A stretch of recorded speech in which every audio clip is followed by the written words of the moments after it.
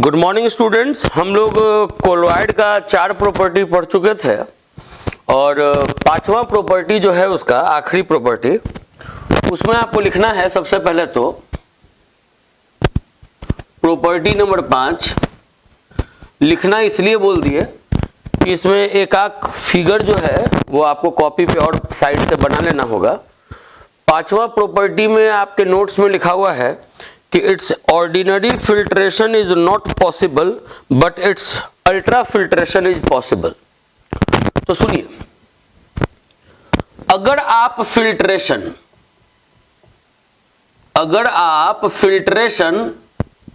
Filter paper से करते हैं, फिल्टर पेपर से,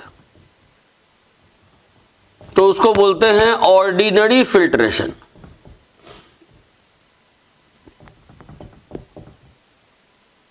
बोले अगर आप फिल्ट्रेशन फिल्टर पेपर से करते हैं तो उसको बोलते हैं ऑर्डिनरी फिल्ट्रेशन, और अगर आप फिल्ट्रेशन अल्ट्रा फिल्टर पेपर से करते हैं तो फिर उसको बोलते हैं अल्ट्रा फिल्ट्रेशन। देखिए मेरा बात समझिए, फिल्टर पेपर जो है, फिल्टर पेपर स्कूल के लैब वगैरह में होता है। आप फिल्टर पेपर अगर लीजिए, अगर उसको इस तरीके से देखिए तो उसमें बहुत बारीक पोर होता है, बहुत बारीक पतला पतला उसमें छेद होता है, जो सामान्यतः ऐसा नहीं है कि ये चलनी के जैसा नहीं है कि आप देखें और आपको दिख गया, लेकिन हाँ ऐसा आपको लगेगा कि हाँ उसमें पोर्स है, बारीक पोर्स होता है, बारीक छोटा छोटा छेद होता है। अगर आप फनेल लिए, उसके ऊपर अगर आप फिल्टर पेपर लगा दिए, फनेल लिए इसके ऊपर अगर आप फिल्टर पेपर लगा दिए और इसमें अगर आप कोलॉइड डाल दिए, कोलॉइड, तो आप देखिएगा कि कोलॉइड धीरे धीरे धीरे धीरे नीचे गिर गया। अब आप सोचिए ना कि एक होता है चाय को छनने वाला छन्नी और एक होता है बड़े पोर्स वाला जिसमें आप चावल या गेहूं को आप छनते हैं, उतना बड़ा पोर्स वाला छलनी। अगर बड़े पोर्स वाले छलनी में अगर आप चाय डालेंगे तो क्या हाल होगा?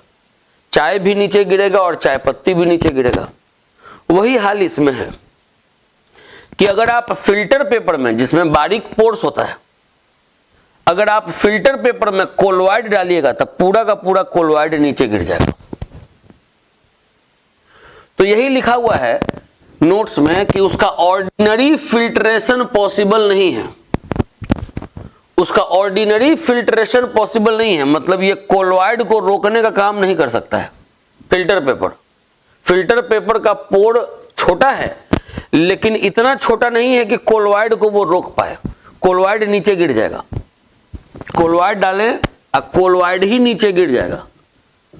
लेकिन जो अल्ट्रा फिल्टर पेपर होता है, जो अल्ट्रा फिल्टर पेपर होता है, जैसे अगर मान लीजिए फिल्टर पेपर है और उससे भी बारीक बारीक पोर्स, फिल्टर पेपर से भी एकदम बारीक पोर, बहुत ज्यादा बारीक पोर, फिल्टर पेपर से भी ज्यादा।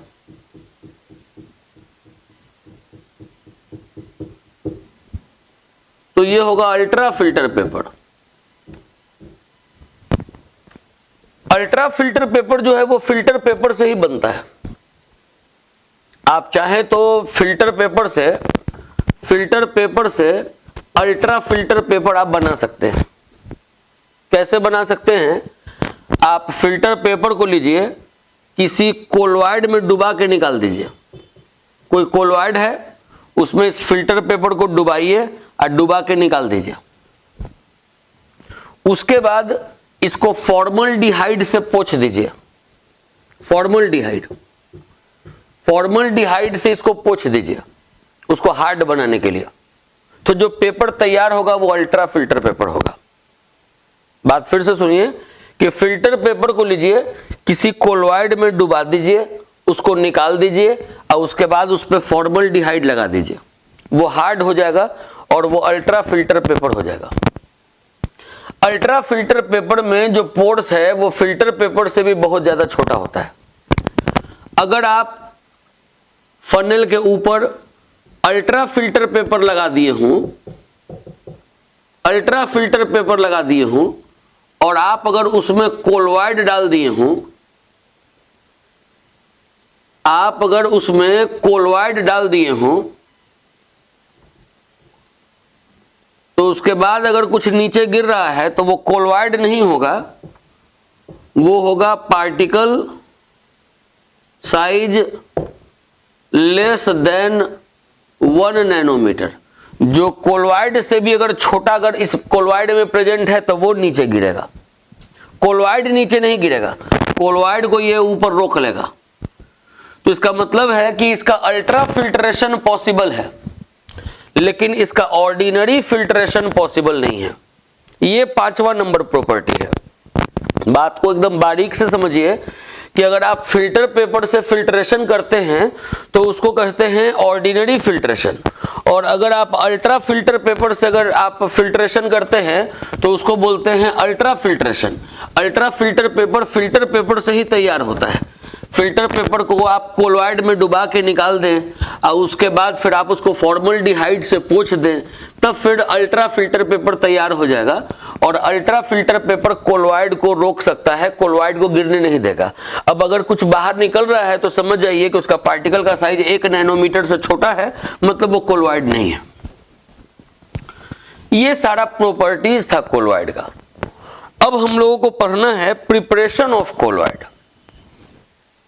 प्रॉपर्टीज हो गया, अब हम लोगों को पढ़ना है प्रिपरेशन ऑफ कोलॉइड। तो आपको फिर बता दें कि जो कोलॉइड का हम लोगों को प्रिपरेशन पढ़ना है वो हम लोगों को लायोफोबिक कोलॉइड का प्रिपरेशन पढ़ना है, लायोफिलिक का नहीं। लायोफिलिक के बारे में बता चुके हैं कि डिस्पर्स्ड फेज और डिस्पर्सन मीडियम के बीच में इंटरेक्शन फोर्स बहुत ज्यादा है, तब है वो लायोफिलिक कोलॉइड। वो अगर बनाना है तो डिस्पर्स्ड फेज डिस्पर्सन मीडियम को मिलाओ, मिला के चेक कर दो, लायोफिलिक कोलॉइड बन गया। लेकिन लायोफोबिक कोलॉइड बनाने का तरीका है, 3 तरीका हम लोग को जानना है।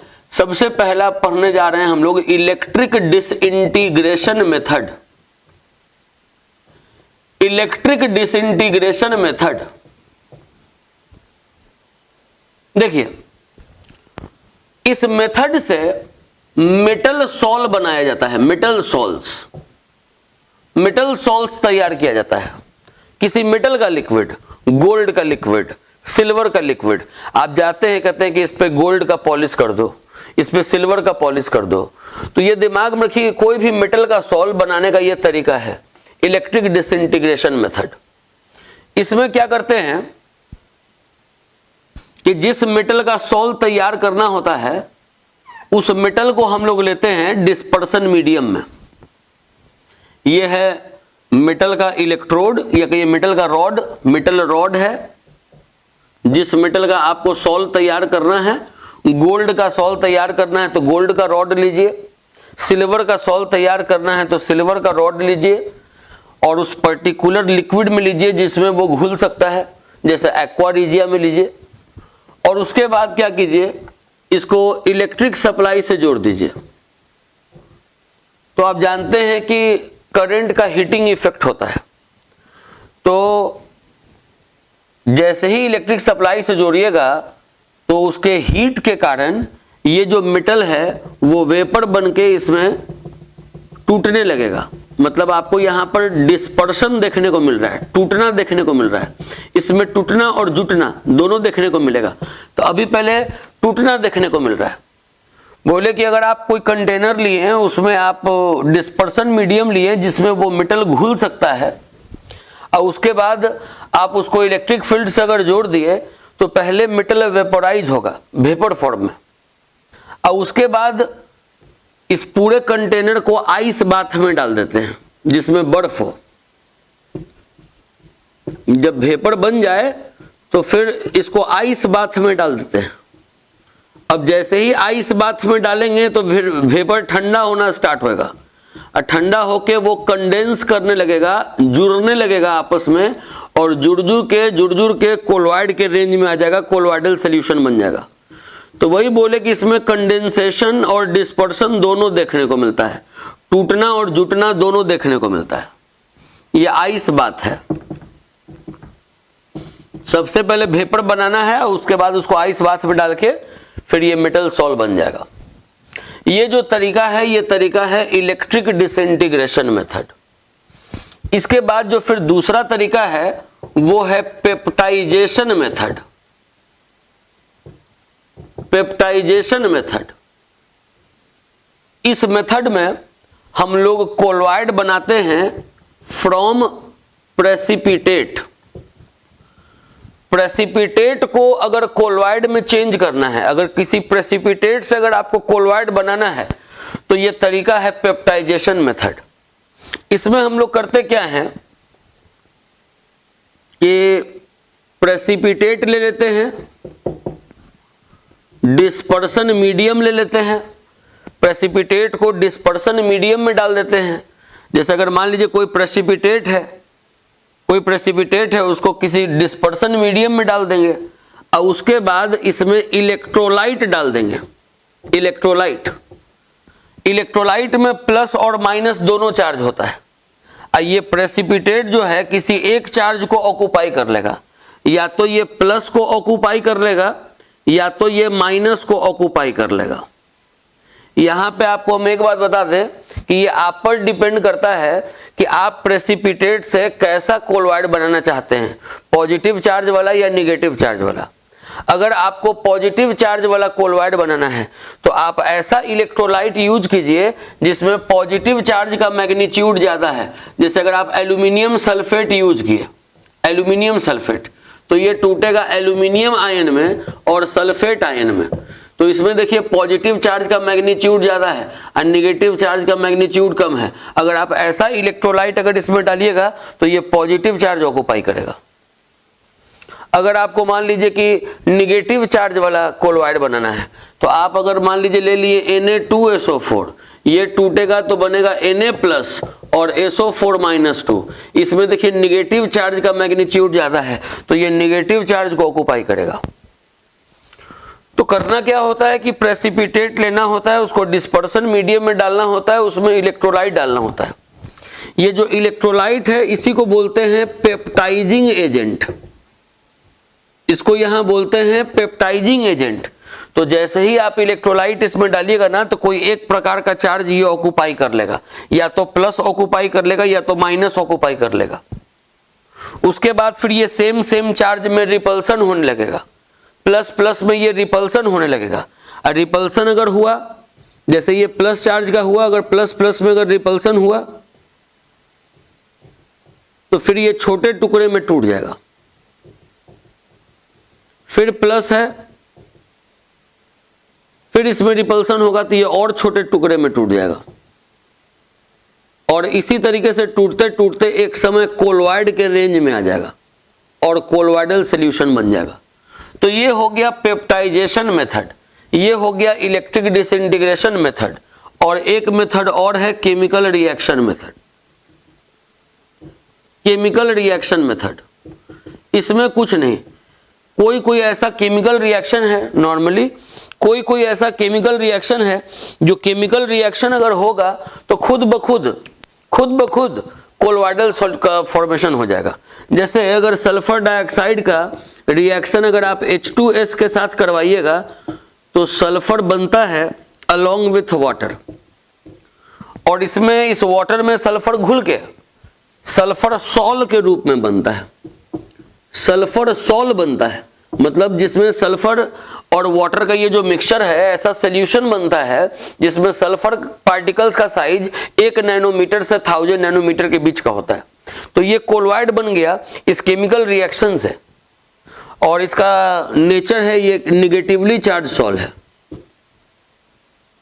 तो बोले कि ऐसा कुछ रिएक्शन भी होता है जिस रिएक्शन में भी कोलॉइडल सॉल का फॉर्मेशन हो जाता है। तो ये हो गया केमिकल रिएक्शन मेथड। एक दो रिएक्शन आपको इसमें याद रखना पड़ेगा। तो जो बात आपको ऐसा लगे कि नोट्स में वो चीज नहीं है, जैसे ये चीज नोट्स में नहीं है, तो उसको आपको कॉपी पे नोट कर लेना है कि हाँ, अगर पॉजिटिव चार्ज सॉल्व बनाना है तो ऐसे इलेक्ट्रोलाइट को ऐड करना है जिसमें पॉजिटिव चार्ज का मैग्नीट्यूड ज्यादा हो। अगर निगेटिव चार्ज सॉल्व बनाना है तो ऐसे इलेक्ट्रोलाइट को यूज करना है जिसमें निगेटिव चार्ज का मैग्नीट्यूड ज्यादा हो। तो ये आप नोट कर सकते हैं, लेकिन एग्जाम में लिखना उतना ही है जितना कि नोट्स में मेंशन है। ठीक है, कुछ नोट करना है तो पहले नोट कर लीजिए।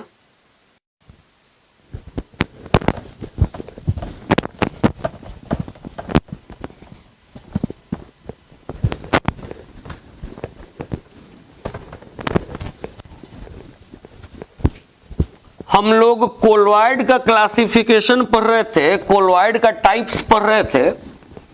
कोलॉइड के टाइप्स में एक टाइप आपको बताए थे फिजिकल स्टेट के आधार पे, कौन सॉलिड कौन लिक्विड, उस आधार पे। उसके बाद इंटरेक्शन फोर्स के आधार पे लायोफिलिक लायोफोबिक, और उसी में आपको इतना पूरा प्रॉपर्टीज वगैरह सब बता दिए। अब कोलॉइड का हम लोग को क्लासिफिकेशन पढ़ना है on the basis of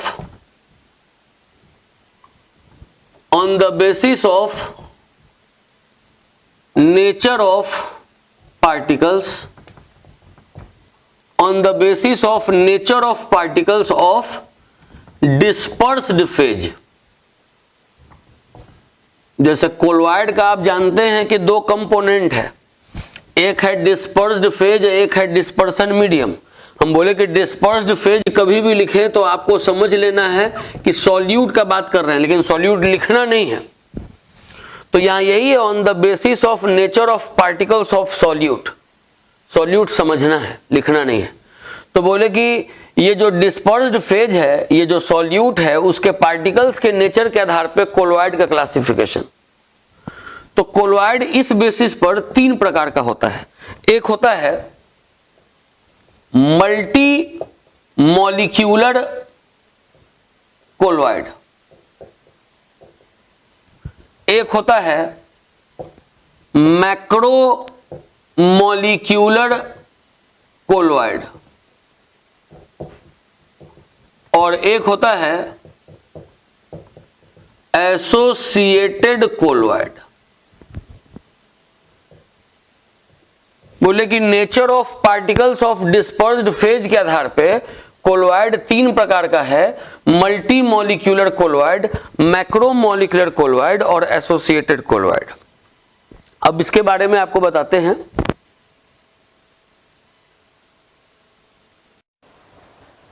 अगर कोलॉइड ऐसा है कि बहुत सारा छोटा छोटा एटम, बहुत सारा छोटा छोटा एटम या मॉलिक्यूल इकट्ठा होके और उसके बाद कोलॉइड के रेंज में आ रहा है।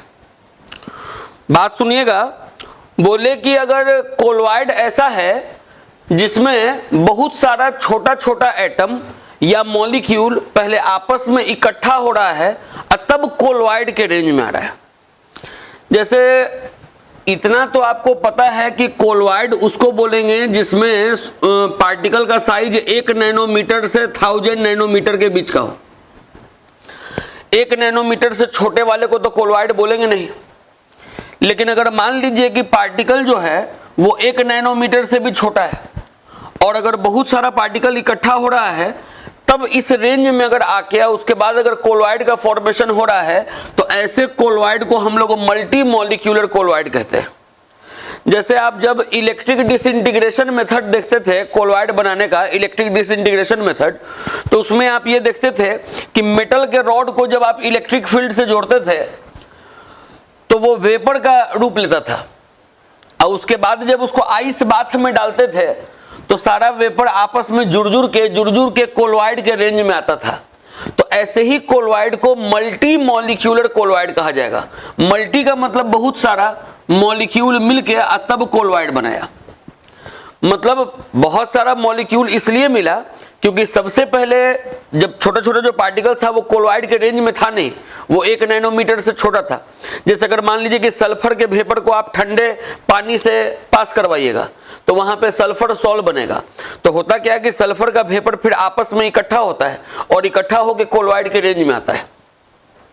तो जहां भी कहीं ऐसा आपको देखने को मिले कि छोटा छोटा एटम इकट्ठा होके बड़ा मॉलिक्यूल बन रहा है तब कोलोइड के रेंज में आ रहा है, तो उसको मल्टी मॉलिक्यूलर कोलोइड कह देंगे, जैसा कि मेटल सॉल में देखने को मिला, जैसा कि सल्फर सॉल में देखने को मिलता है। अब इसके बाद जो दूसरा है वो है macro molecular colloid. Macro molecule का मतलब ही होता है बड़ा मॉलिक्यूल। तो अगर मान लीजिए कि कोई पार्टिकल है, उसको आप सुइटेबल मीडियम में मिलाएं और उसके बाद आप शेक किए और देख रहे हैं कि खुद वो कोलोइड का रूप ले लिया, तो ऐसे कोलोइड को मैक्रो मॉलिक्यूलर कोलोइड कहते हैं। जैसे जो भी आप लायोफिलिक सॉल देखते हैं, लायोफिलिक सॉल, जिसको बनाने का कोई स्पेशल टेक्निक नहीं है, डिस्पर्स्ड फेज डिस्पर्सन मीडियम दोनों को मिलाएं, दोनों को शेक कर दिए, ये लायोफिलिक कोलोइड बन गया। तो उसमें होता क्या है कि पार्टिकल्स ऑलरेडी कोलोइडल रेंज में होता है, वो इतना बड़ा होता है कि उसको आप डिस्पर्सन मीडियम में मिलाइएगा तो वो कोलोइड का रूप ले लेगा। एसोसिएटेड, जैसा कि नाम से ही क्लियर है कि इसमें भी जुड़ेगा, छोटा छोटा पार्टिकल इसमें भी जुड़ेगा। अब कोई बोले कि छोटा छोटा पार्टिकल तो इसमें भी जुड़ रहा था, छोटा छोटा पार्टिकल इसमें भी जुड़ रहा है, तो फिर इन दोनों में अंतर क्या है? तो इन दोनों में अंतर यह है कि यहां पे हम आपको ये नहीं बोले कि मेटल कम से कम इतना रहना चाहिए, मेटल का अमाउंट कम से कम इतना होना चाहिए उस पर्टिकुलर सॉल्वेंट में कि वो मिलके सॉल्यूशन बनाए। लेकिन इसमें जो है एसोसिएटेड कोलोइड में कंसंट्रेशन का बातचीत होगा, इसमें कोई कंसंट्रेशन का बातचीत नहीं हो रहा है। इसमें है कि मेटल का वेपर कम भी रहेगा तब भी मेटल सॉल्व बनेगा, हाँ थोड़ा फीका सॉल्व बनेगा। अगर ज्यादा मेटल का वेपर रहता तो गाढ़ा सॉल्व बनता। लेकिन यहां पर है ना एसोसिएटेड कोलोइड में एक निश्चित कंसंट्रेशन है, उसके नीचे अगर कंसंट्रेशन रहेगा तो ये कोलोइड बनेगा ही नहीं। होता क्या है कि कुछ कुछ ऐसा सब्सटेंस है जो लो कंसंट्रेशन पे, बोले कि कुछ कुछ ऐसा सब्सटेंस है जो लो कंसंट्रेशन पे इलेक्ट्रोलाइट का काम करता है। जैसे सोप है, सोप C15H31COO, इसका नाम है सोडियम पाल्मिटेट, ये सोप है। अगर आप ये सोप का अमाउंट अगर आप कम लीजिए, खुद सोचिए ना, अगर किसी कपड़े को साफ करना है, कोई गंदा कपड़ा है, अगर कोई गंदा कपड़ा है, ये गंदगी है, डर्ट है, क्लॉथ में ये गंदगी लगा हुआ है, आप अगर इस गंदगी को साफ करना चाहते हैं, साबुन लीजिए, केवल हल्का सा ऐसे सटा दीजिए, अब उसको आप साफ कीजिएगा तो ऐसा कुछ थोड़ी कि गंदगी खत्म हो जाएगा। सोप का एक पर्टिकुलर अमाउंट है कि उतना जब तक आप इस पे अप्लाई नहीं करिएगा तो ये गंदगी खत्म होने वाला नहीं है। तो होता क्या है कि कुछ कुछ ऐसा सब्सटेंस होता है जिसको आप लो कंसंट्रेशन में लीजिएगा तो वो इलेक्ट्रोलाइट का काम करेगा, वो सिंपली इस तरीके से आयन बन के टूटेगा। कोई कोई ऐसा सब्सटेंस होता है जिसका जब आप कम अमाउंट लीजिएगा तो वो केवल इलेक्ट्रोलाइट का काम करेगा, लेकिन अगर आप उसके कंसंट्रेशन को बढ़ाइएगा, अगर आप उसके कंसंट्रेशन को बढ़ाइएगा तब वो कोलोइड का रूप लेगा। जैसे क्लास 9th 10th में आप ये भी सुने होंगे कि सोप को इस तरीके से भी रिप्रेजेंट करते हैं, ऐसे भी सोप को रिप्रेजेंट किया जाता है। एक लॉन्ग हाइड्रोकार्बन पार्ट जो कि पानी से दूर भागने वाला है और एक शॉर्ट पोलर हेड। तो अगर आप कोई क्लॉथ है उसको क्लीन करना है, जब आप उसको उस पे आप सोप अप्लाई करिएगा तो जो पानी से दूर भागने वाला पार्ट है वो इसके करीब जाएगा और वो इससे अटैच हो जाएगा। लेकिन अगर आप सोप ज्यादा लगाइएगा, मतलब कम से कम इतना 10⁻⁻⁴ से 10⁻⁻³ मोल पर लीटर के आसपास अगर आप लगाइएगा, सोप का कंसंट्रेशन अगर इतना होगा, तब ये सारा सोप का पार्टिकल इस गंदगी के साथ कंबाइन होगा और ये जो कॉम्प्लेक्स स्ट्रक्चर बनेगा उसको माइसिलीज कहते हैं, जो कि कोलॉइड के रेंज में होता है, मतलब 1 नैनोमीटर से 1000 नैनोमीटर के बीच का होगा। अगर सोप कम मात्रा में लगाइएगा तो ये कॉम्प्लेक्स स्ट्रक्चर नहीं बनेगा, ये कोलॉइड नहीं बनेगा, लेकिन सोप का कंसंट्रेशन अगर इतना रहेगा तब ये कॉम्प्लेक्स स्ट्रक्चर बनेगा, तब ये कोलॉइड के रेंज में रहेगा, ये कोलॉइड बनेगा। तो बोले कि ऐसा कोई सब्सटेंस है जिसको जब आप लो कंसंट्रेशन में लीजिएगा तो वो इलेक्ट्रोलाइट का काम करेगा, लेकिन अगर आप उसका कंसंट्रेशन लीजिएगा CMC के बराबर, मतलब क्रिटिकल माइसिलीज कंसंट्रेशन इसको कहते हैं, वो मिनिमम कंसंट्रेशन जो माइसिलीज बनने के लिए जरूरत है, जैसे अगर इतना कंसंट्रेशन जब तक नहीं लीजिएगा सोप का तब तक ये कॉम्प्लेक्स स्ट्रक्चर, तब तक ये कोलॉइड नहीं बनेगा। तो ये जो कोलॉइड का बनना है कंसंट्रेशन पे डिपेंड कर रहा है, इसमें भी छोटा छोटा पार्टिकल आपस में जुड़ के और उसके बाद कोलॉइड बना रहा है। ये है एसोसिएटेड कोलॉइड, लेकिन ये एसोसिएशन डिपेंड कर रहा है कंसंट्रेशन पे। इसमें भी छोटा छोटा पार्टिकल, मेटल सॉल्ट में भी मेटल का वेपर आपस में जुड़ के मेटल सॉल्ट बनाता था, लेकिन इसमें कंसंट्रेशन पे डिपेंड नहीं करता था इस कोलॉइड का बनना, लेकिन इस कोलॉइड का बनना कंसंट्रेशन पे डिपेंड करता है। आपको क्लियर डिफरेंस बताया जा रहा है मल्टी मॉलिक्यूलर कोलॉइड में, एसोसिएटेड कोलॉइड में। इसमें तो बोल दिए मैक्रोमोलिकुलर कोलॉइड में कि पार्टिकल ऑलरेडी 1 नैनोमीटर से 1000 नैनोमीटर के रेंज का होगा, लेकिन मल्टी मॉलिक्यूलर कोलॉइड में भी 1 नैनोमीटर से छोटा होगा, एसोसिएटेड कोलॉइड में भी 1 नैनोमीटर से छोटा होगा। इसमें भी आपस में जुड़ के कोलॉइड बनाएगा, इसमें भी आपस में जुड़ के कोलॉइड बनाएगा, लेकिन इसमें कोई कंसंट्रेशन मैटर नहीं करेगा। इसमें आप वेपर कम रखिए, वेपर ज्यादा रखिए, वो कोलॉइड के रेंज में बनेगा। लेकिन अगर आप इसमें सोप सोल्यूशन, डिटर्जेंट सोल्यूशन इसका एग्जाम्पल होता है, अगर आप सोप सोल्यूशन, डिटर्जेंट सोल्यूशन का कंसंट्रेशन अगर आप CMC से कम रखिएगा तब ये माइसिलीज का फॉर्मेशन नहीं होगा, मतलब कोलॉइड का फॉर्मेशन नहीं होगा। तो ये 3 प्रकार का कोलॉइड है, एक है मल्टी मॉलिक्यूलर कोलॉइड, एक है मैक्रोमोलिक्यूलर कोलॉइड और एक है एसोसिएटेड कोलॉइड। ये हुआ on the basis of nature of particles of dispersed phase. ये कोलॉइड का पूरा तरीके से क्लासिफिकेशन खत्म हो गया कि कोलॉइड कितने टाइप का होता है। अब हम लोगों को इसके बाद पढ़ना है प्यूरिफिकेशन ऑफ कोलॉइड, कि अगर कोलॉइड बन गया, कोलॉइड अगर बन गया, अब हमको कोलॉइड को प्यूरिफाई करना है। तो कोलॉइड को प्यूरिफाई करने का तरीका देखिए, कोलॉइड को प्यूरिफाई करने का 3 तरीका है। एक है अल्ट्रा फिल्ट्रेशन, एक है डायलाइसिस और एक है इलेक्ट्रोडायलाइसिस।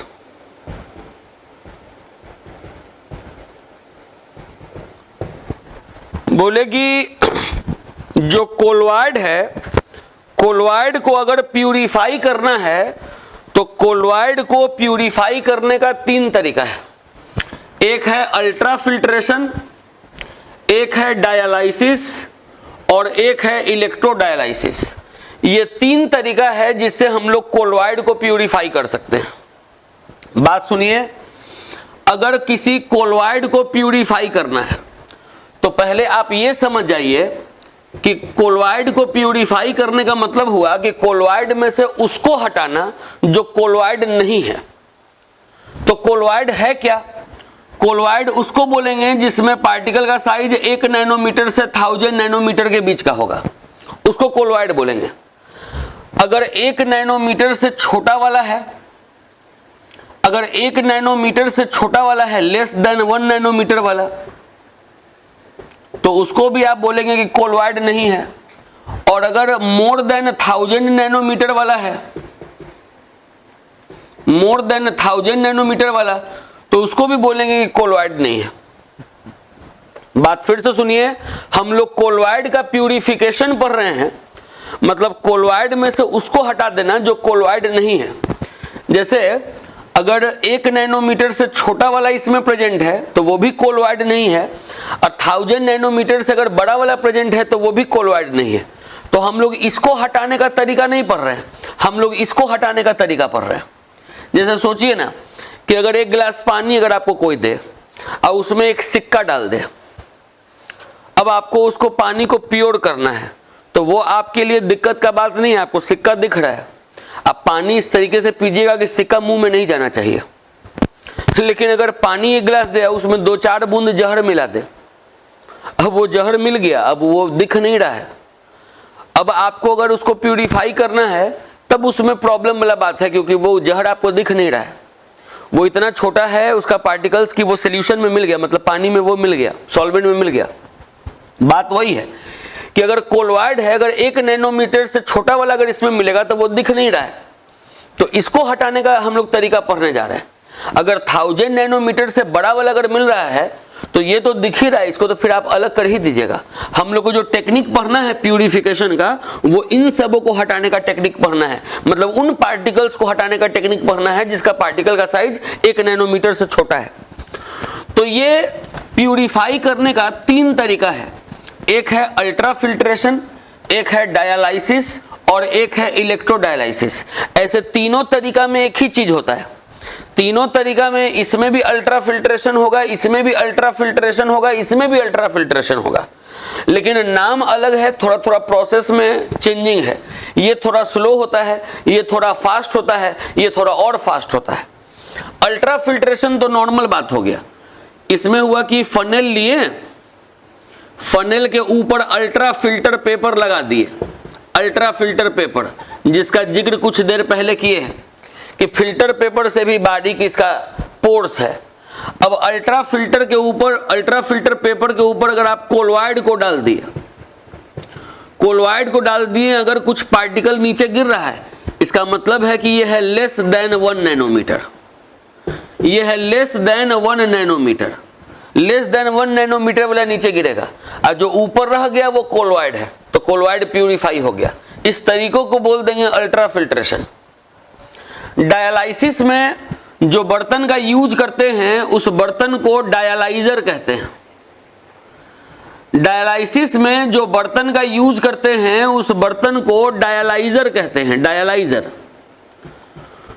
उस बर्तन में एक बैग लटका हुआ रहता है जो एक सुइटेबल मेम्ब्रेन का बना हुआ होता है। सुइटेबल मेम्ब्रेन कहने का मतलब कि अल्ट्रा फिल्टर पेपर का ही बना हुआ होता है। एक ऐसा बैग लटका हुआ होता है और उसी में कोलॉइड को भर देते हैं, कोलॉइड को।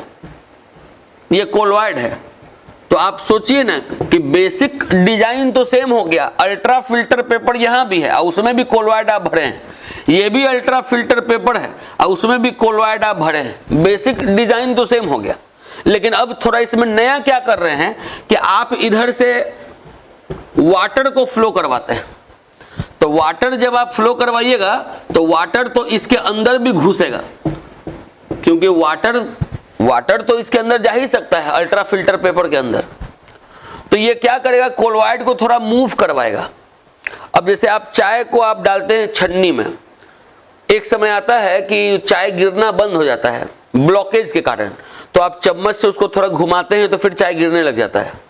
तो बात यहां पर चाय छन्ने का नहीं हो रहा है, बात यहां पे है कि अल्ट्रा फिल्टर पेपर है, उसमें कोलॉइड है। फिल्ट्रेशन तो होगा ही, लेकिन अगर पानी अगर इसमें रेगुलर अगर फ्लो करवाते रहेंगे तो पानी अगर इसके अंदर जाते रहेगा तो वो कोलॉइड में थोड़ा मूवमेंट करवाते रहेगा, जिससे कि जो फिल्ट्रेशन है वो जल्दी होगा और इधर वाटर के साथ साथ जो पार्टिकल्स है वो भी बाहर निकलते जाएगा।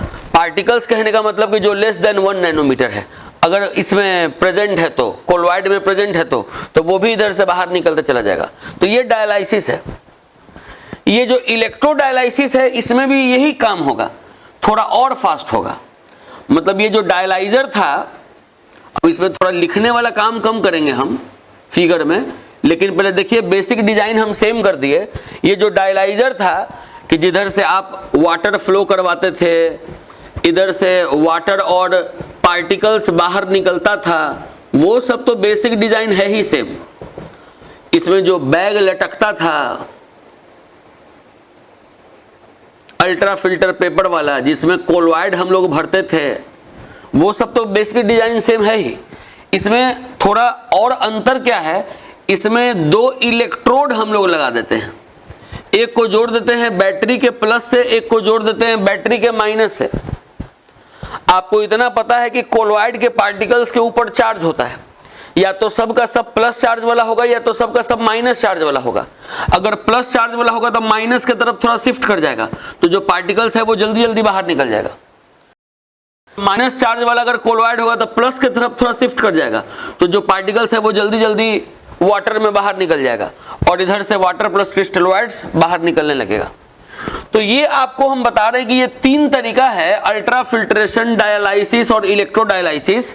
ये तीन तरीका है जिस तरीके से हम लोग कोलॉइड को प्यूरिफाई करते हैं। तो ये कोलॉइड का प्यूरिफिकेशन कंप्लीट हो गया। अब इसके बाद जो हम लोगों को जानना है वो है कैटालाइसिस। कोलॉइड टॉपिक पूरा कंप्लीट, एडजॉर्प्शन टॉपिक पूरा कंप्लीट। अब हम लोगों को जो पढ़ना है वो है कैटालाइसिस। देखिए कैटालाइसिस क्या है, तो आप अगर कैटलिस्ट के मदद से रिएक्शन की स्पीड को बढ़ा रहे हैं तो ये प्रोसेस कैटालाइसिस कहलाता है। अब ये जो कैटालाइसिस है वो दो प्रकार का होता है। एक होता है होमोजेनस कैटालाइसिस, एक होता है होमोजेनस कैटालाइसिस, और एक होता है हेट्रोजेनस कैटालाइसिस। हेट्रोजेनस कैटालाइसिस क्या बोल रहे हैं कि अगर कैटलिस्ट के मदद से अगर आप रिएक्शन की स्पीड को बढ़ाते हो, कैटलिस्ट के मदद से अगर आप रिएक्शन की स्पीड को बढ़ाते हो तो ये जो प्रोसेस है वो कैटालाइसिस कहलाएगा। और ये कैटालाइसिस दो प्रकार का है, homogeneous catalysis, heterogeneous catalysis. Catalysis अगर ऐसा है कि रिएक्टेंट का फिजिकल स्टेट और कैटलिस्ट का फिजिकल स्टेट अगर एक जैसा है तो उस कैटालाइसिस को आप बोलोगे होमोजेनस कैटालाइसिस, कि रिएक्टेंट गैस है, कैटलिस्ट भी गैस है, तो ये हो गया होमोजेनस कैटालाइसिस। और अगर मान लीजिए कि रिएक्टेंट का फिजिकल स्टेट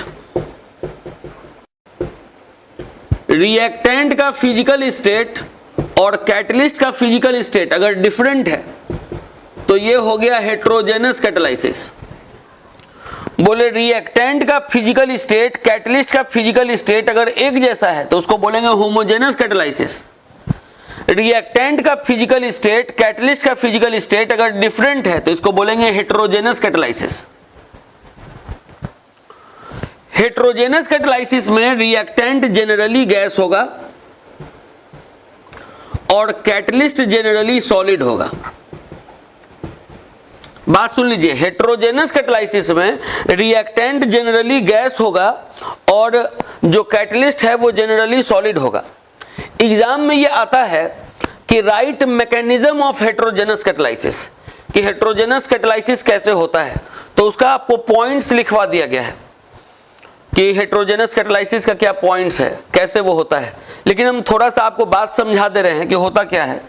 कि जैसे अगर ये सॉलिड है, कैटलिस्ट है तो सॉलिड है, तो सॉलिड का अपना एक क्लोज पैकिंग का पर्टिकुलर स्ट्रक्चर होता है जो हम लोग सॉलिड स्टेट में पढ़े हैं। तो सॉलिड को इस तरीके से ऐसे डिनोट करते हैं नॉर्मल फिगर टाइप से। सबसे पहले क्या होता है कि अगर मान लीजिए कि कोई इस तरीके का रिएक्शन है, A gas, B gas, catalyst solid, और ये बन गया ए बी जो कि प्रोडक्ट है। तो सबसे पहले क्या होता है फर्स्ट स्टेप में कि ये जो रिएक्टेंट है वो पहले कैटलिस्ट के सरफेस पे डिफ्यूज करता है।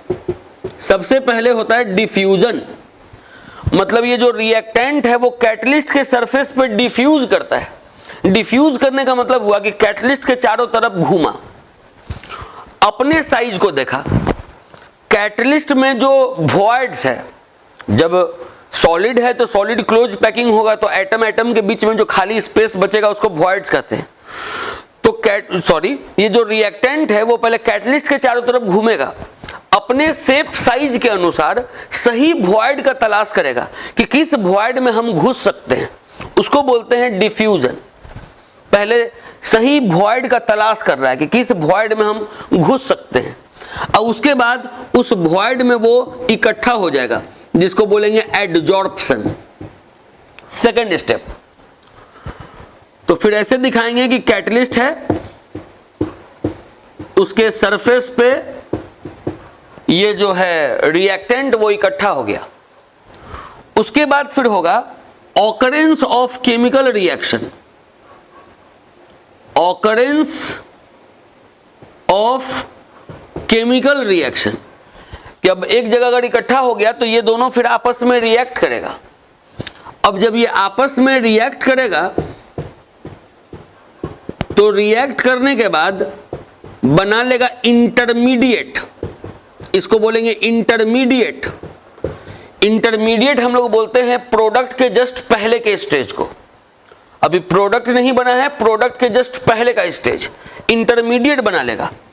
और उसके बाद फिर क्या होगा, ये जो इंटरमीडिएट है वो फिर प्रोडक्ट को अलग कर देगा, और उसके बाद ये जो कैटलिस्ट है वो अलग हो जाएगा। इसको बोलते हैं डीजॉर्प्शन। डीजॉर्प्शन कहने का मतलब होता है कि जो एडजॉर्प्शन हुआ है उसका रिमूवल, मतलब ये जो सरफेस पे जाके इकट्ठा हुआ है अब ये फिर वहां से सरफेस से डिटैच कर जाएगा, उसको बोलते हैं डीजॉर्प्शन। तो ये हो गया प्रोडक्ट, ये हो गया कैटलिस्ट फिर से अलग।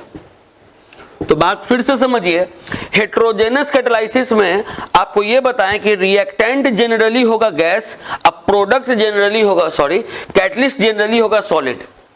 अगर आप इसके मैकेनिज्म को देखिएगा तो सबसे पहले क्या होता है कि जो रिएक्टेंट है वो कैटलिस्ट के सरफेस पे डिफ्यूज करता है, डिफ्यूज करके अपने शेप साइज के अनुसार सही वॉइड का तलाश करता है। उसके बाद फिर वो इकट्ठा हो जाता है, एडजॉर्प्शन हो जाता है। एडजॉर्प्शन हो गया तो फिर वो केमिकल रिएक्शन से गुजरता है, इंटरमीडिएट बना देता है, और उसके बाद फिर वो प्रोडक्ट का रूप ले लेता है। तो ये हेट्रोजेनस कैटालिसिस का मैकेनिज्म हुआ। अब आपको और आगे बताते हैं, एक बार पहले उसको आप देख लीजिए। अब इसके बाद कैटालिसिस में इसके बाद कॉपी पर हेडिंग दिया हुआ होगा एंजाइम्स, थोड़ा एंजाइम्स को भी समझा दे। देखिए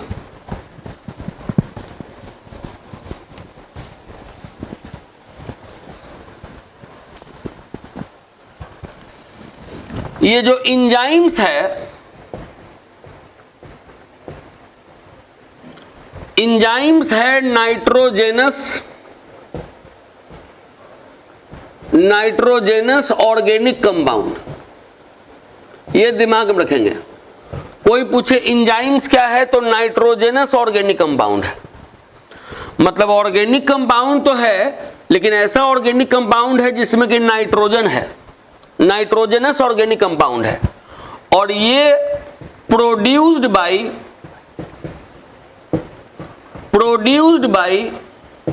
प्लांट्स या एनिमल्स। ये जो एंजाइम्स है वो कौन प्रोड्यूस करेगा, तो या तो प्लांट प्रोड्यूस करेगा या तो एनिमल्स प्रोड्यूस करेगा। है क्या, तो ऑर्गेनिक कंपाउंड है, ऐसा ऑर्गेनिक कंपाउंड जिसमें कि नाइट्रोजन है, नाइट्रोजनस ऑर्गेनिक कंपाउंड है। हम लोग एंजाइम्स को बायोकैटलिस्ट भी कहते हैं, बायोकैटलिस्ट। इसको बायोकैटलिस्ट इसलिए कहते हैं क्योंकि ये ऐसे रिएक्शन में कैटलिस्ट का काम करता है जिससे हमारा लाइफ चलता है। जैसे शरीर में प्रोटीन का डाइजेशन हो रहा है तो उसमें पेप्सिन एंजाइम काम कर रहा है, मतलब जो भी लाइफ लीडिंग रिएक्शंस है उसको ये कैटालाइज करने का काम करता है, इसीलिए इसको हम लोग बायोकैटलिस्ट भी कहते हैं। ये एंजाइम कैटालाइसिस का कुछ अपना कैरेक्टरिस्टिक फीचर्स है, जैसे कि ये हाईली एफिशिएंट है। एंजाइम्स जो है वो हाईली एफिशिएंट है, ये नॉर्मल कैटलिस्ट के जैसा नहीं है। एंजाइम जो कैटलिस्ट है वो हाईली एफिशिएंट है, मतलब इसका एक मॉलिक्यूल, एंजाइम का केवल एक मॉलिक्यूल लाखों रिएक्टेंट को प्रोडक्ट में चेंज करवा सकता है। ये अच्छे से काम करेगा 298 से 310 केल्विन टेम्परेचर पे। इतना टेम्परेचर अगर है तो ये एंजाइम अच्छे से काम करेगा। एंजाइम अच्छे से काम करेगा अगर pH 5 से pH 7 के बीच में है तब, बहुत ज़्यादा एसिडिक, बहुत ज़्यादा बेसिक टेम्परेचर पे ये अच्छे से काम नहीं करता है। फिर जानेंगे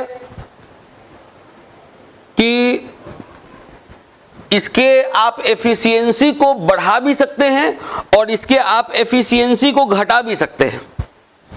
अगर आप विटामिन्स को देखें तो विटामिन्स क्या करता है, विटामिन्स एंजाइम्स के एक्टिवनेस को बढ़ा देता है, तो इसके आप एक्टिवनेस को बढ़ा सकते हैं और आप इसके एक्टिवनेस को घटा भी सकते हैं ड्रग्स वगैरह की मदद से। ड्रग्स एडिक्टेड पर्सन के शरीर में एंजाइम्स कम काम करता है, तो इसका एक्टिवनेस एंजाइम्स का कम हो जाता है ड्रग्स के द्वारा, और विटामिन्स के द्वारा इसका एक्टिवनेस बढ़ जाता है। एक बात फिर ये जानेंगे कि कैसे आप हेटेरोजेनस कैटालाइसिस का मैकेनिज्म देखें। तो उसमें आप देखें कि जो रिएक्टेंट था वो पहले कैटलिस्ट के सरफेस पे डिफ्यूज किया, तब फिर एडजॉर्ब किया, तब फिर केमिकल रिएक्शन हुआ, इंटरमीडिएट बना, तब फिर प्रोडक्ट बना और कैटलिस्ट फिर से फ्री हो गया फर्दर रिएक्शन के लिए। लेकिन अगर आप एंजाइम कैटालाइसिस का अगर आप मैकेनिज्म देखें तो इसके मैकेनिज्म को लॉक और की मॉडल के द्वारा एक्सप्लेन किया जा सकता है। कहता है कि एंजाइम के सरफेस पे कुछ कैविटी होता है, ठीक वैसा जैसा कि चाबी के सरफेस पे कैविटी होता है। एंजाइम के सरफेस पे कुछ कैविटी होता है, ठीक वैसा जैसे चाबी के सरफेस पे होता है। हाँ, इसके जो आप कैरेक्टरिस्टिक्स फीचर्स को देख रहे थे उसमें एक बात ये भी है कि ये हाईली स्पेसिफिक है। हाईली स्पेसिफिक मतलब अगर आप देख रहे हैं कि प्रोटीन अमाइनो एसिड में चेंज कर जा रहा है, मतलब प्रोटीन का डाइजेशन हो जा रहा है पेप्सिन के द्वारा, तो यहां पर पेप्सिन के जगह अगर और कोई हो और चाहे कि प्रोटीन का डाइजेशन कर दे तो वो नहीं होगा। मतलब इस रिएक्शन में अगर कोई कैटलिस्ट है तो वो केवल और केवल पेप्सिन है, इसके अलावा कोई और काम नहीं करेगा। वैसे ही है यहाँ पर, यही बात यहाँ पर बता रहे हैं कि ये हाईली स्पेसिफिक है। मतलब there is one enzyme for one particular reaction. ये एंजाइम को आप फिर किसी और दूसरे पर्टिकुलर रिएक्शन में आप नहीं देखिएगा। जैसे कोई चाबी से कोई एक पर्टिकुलर ताला खुलता है, वही बात है कि ये नहीं कि ऐसा चाबी नहीं है कि जैसे सब ताला खुलते जाए। मतलब एक एंजाइम किसी एक पर्टिकुलर रिएक्शन में कैटलिस्ट का काम करेगा। तो बोले क्या कि एंजाइम के सरफेस पे कुछ कैविटी होता है, ठीक वैसा जैसे कि चाबी के सरफेस पे होता है। और जिस रिएक्टेंट में, अगर ये रिएक्टेंट है तो जिस रिएक्टेंट में उसका कंप्लीमेंट्री कैविटी होगा, मतलब उसका उल्टा कैविटी होगा, ये उस रिएक्टेंट के साथ कंबाइन कर जाएगा। कंबाइन करने के बाद अगर ये एंजाइम है, ये सबस्ट्रेट है, मतलब रिएक्टेंट है, तो कंबाइन करने के बाद एंजाइम सबस्ट्रेट कॉम्प्लेक्स बना देगा। अब फिर इसका एनर्जी इतना ज़्यादा बढ़ जाएगा कि फिर ये डिकम्पोज कर जाएगा प्रोडक्ट में और एंजाइम जो कहते हैं अलग हो जाएगा। तो इसको हम फिगर के द्वारा नोट्स में दे दिए हैं, आपको फिगर बनाना होगा। बात इसमें यही समझ आइए कि ये आपको याद ही करना है कि लॉक एंड की मॉडल के द्वारा एंजाइम कैटालाइज रिएक्शन को समझाया जा सकता है। एंजाइम के सरफेस पे कुछ कैविटी है, ठीक वैसे जैसे चाबी के सरफेस पे होता है। जिस रिएक्टेंट में उसका कॉम्प्लीमेंट्री कैविटी होगा, उस रिएक्टेंट के साथ वो कंबाइन करके एंजाइम सबस्ट्रेट कॉम्प्लेक्स बनेगा और उसके बाद एंजाइम सबस्ट्रेट कॉम्प्लेक्स डिकम्पोज करके फिर प्रोडक्ट बना देगा। अब सुनिए, एक क्वेश्चन आता है कि what do you mean by activity, what do you mean by activity and selectivity of a catalyst. देखिए, जैसे एक्टिविटी क्या है, what do you mean by activity and selectivity of a catalyst, ये एग्जाम में question आता है। तो कहता है इसके लिए आप ये दिमाग में रखिएगा कि जैसे आप कोई कैटलिस्ट डाले किसी रिएक्शन में, तो कैटलिस्ट डालने के बाद क्या हुआ, रिएक्शन का रेट कितने टाइम से बढ़ गया, 2 गुना हो गया कि 3 गुना हो गया कि 4 गुना हो गया, वो हुआ एक्टिविटी। एक्टिविटी का मतलब हुआ factor by which reaction speed changes. Reaction का स्पीड किस फैक्टर से बदल गया, 2 गुना हो गया कि 3 गुना हो गया, क्या हो गया, तो ये हो गया एक्टिविटी।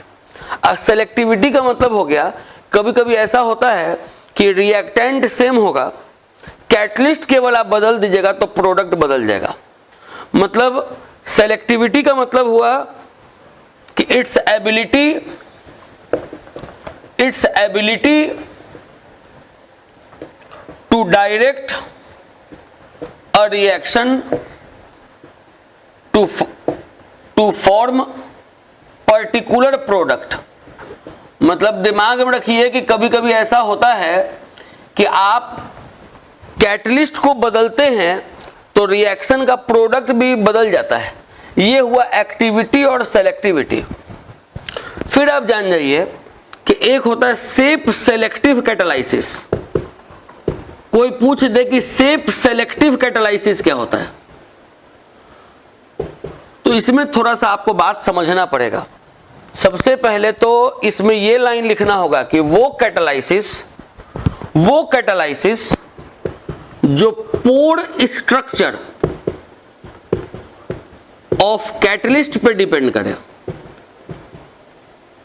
वो कैटालाइसिस जो पोर स्ट्रक्चर ऑफ कैटलिस्ट पे डिपेंड करे और शेप ऑफ या साइज ऑफ रिएक्टेंट्स पर डिपेंड करे, उसको हम लोग शेप सेलेक्टिव कैटालाइसिस कहते हैं। जैसे आप जो हेट्रोजेनस कैटालाइसिस का मैकेनिज्म पढ़ रहे थे, सुनिएगा, आप जो हेट्रोजेनस कैटालाइसिस का मैकेनिज्म पढ़ रहे थे, हेट्रोजेनस कैटालाइसिस में हम जो ये बता रहे थे कि कैटलिस्ट सॉलिड होगा, रिएक्टेंट गैस होगा, रिएक्टेंट सबसे पहले कैटलिस्ट के सरफेस पे डिफ्यूज करेगा, अपने शेप साइज के अनुसार सही वॉइड का तलाश करेगा कि किस वॉइड में हम फिट बैठेंगे। तो ये हुआ शेप सेलेक्टिव कैटालाइसिस कि वो कैटालाइसिस जो पोर स्ट्रक्चर ऑफ कैटलिस्ट पे डिपेंड कर रहा है कि कैटलिस्ट के अंदर जो वॉइड है वो कैसा है, कितना बड़ा है, और जो रिएक्टेंट है उसका शेप साइज के कैसा है, वो उस पर्टिकुलर वॉइड में फिट बैठेगा कि नहीं। तो वैसा कोई भी कैटालाइसिस जो इस चीज पर डिपेंड करता है, पोर स्ट्रक्चर ऑफ कैटलिस्ट पर और शेप साइज ऑफ रिएक्टेंट्स पर, ऐसे कैटालाइसिस को हम लोग शेप सेलेक्टिव कैटालाइसिस कहते हैं। जैसे किस रिएक्शन में कौन सा सबस्टेंस कैटलिस्ट का काम करेगा, ये बड़ा आसान है आपको लिख देना किताब से देख के। जैसे बचपन से लिखते आए हैं कि नाइट्रोजन और हाइड्रोजन जब आपस में रिएक्ट करेगा अमोनिया बनाने के लिए, तो यहाँ पर कैटलिस्ट का काम करेगा आयरन। तो ये तो आपके लिए बड़ा आसान है, बचपन से देखते आ रहे हैं रिएक्शन किताब में, तो आप लिख दिए। लेकिन साइंटिस्ट लोग को ये खोजने में सालों लग जाता है कि कौन सा एलिमेंट इस डालें कि वो एलिमेंट इस रिएक्शन में कैटलिस्ट का काम करे, कि उस एलिमेंट में इस तरीके का वॉइड हो, कि ये जो रिएक्टेंट है उसके अंदर फिट हो जाए। ये साइंटिस्ट को खोजने में सालों लग जाता है। तो कहता है क्या कि आजकल पेट्रोकेमिकल इंडस्ट्री में बहुत ज्यादा आविष्कार हो रहा है। जैसे आप जो 10 साल पहले शैम्पू इस्तेमाल करते थे, अगर आज आप देखिए उसी शैम्पू को, तो उसका बहुत सारा वेरिएशंस अवेलेबल है, for shiny hair, for dry hair, for black hairs. तो दिमाग में रखिएगा कि जैसे जो तेल है, तेल का भी बहुत सारा वेरिएशंस अवेलेबल है। आप जाइए कोई भी आप तेल खरीदने के लिए, तो उसमें 75 तरीके का केमिकल बोलेगा कि इसमें ये केमिकल है जो आपके हार्ट के लिए अच्छा है, इसमें ये केमिकल है जो आपको एनर्जेटिक बनाए रखेगा। तो पेट्रोकेमिकल इंडस्ट्री में आजकल आविष्कार बहुत ज्यादा हो रहा है।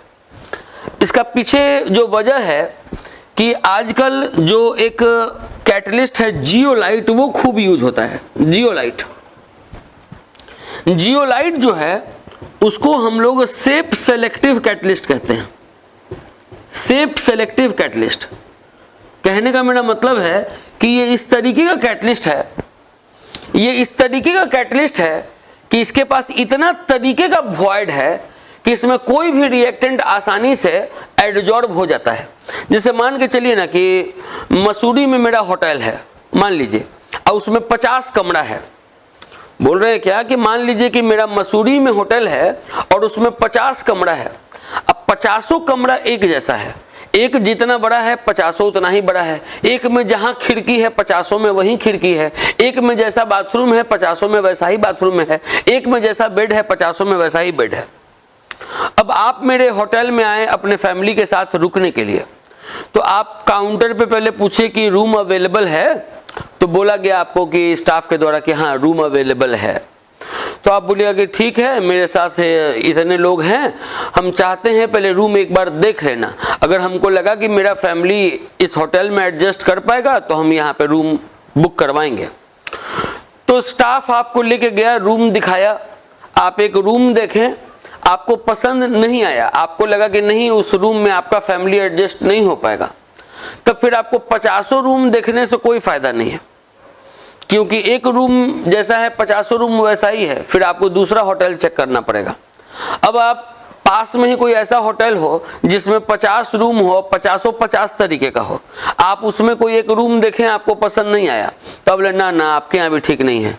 तो वहाँ का आपको जो मैनेजर है वो बोलेगा अरे सर आप दूसरा रूम देखिए ना, एक से बढ़कर एक रूम है, कहीं ना कहीं आपका फैमिली एडजस्ट कर जाएगा।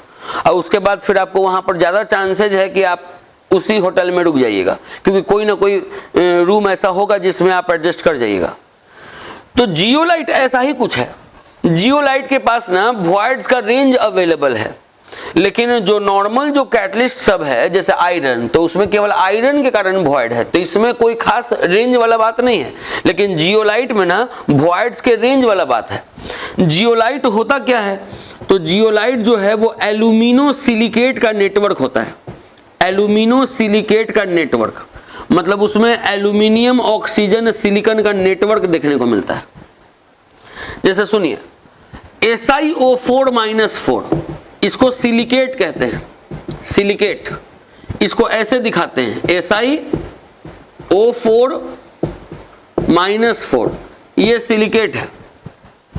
सिलिकेट को इस तरीके से भी बना सकते हैं, ऐसे ऐसे ऐसे ऐसे, इसको जोड़ दिए, इसको जोड़ दिए, इसको जोड़ दिए, और इसमें ऐसे डॉट बना दिए, ऐसे ऐसे ऐसे ऐसे माइनस बना दिए, ये भी सिलिकेट है।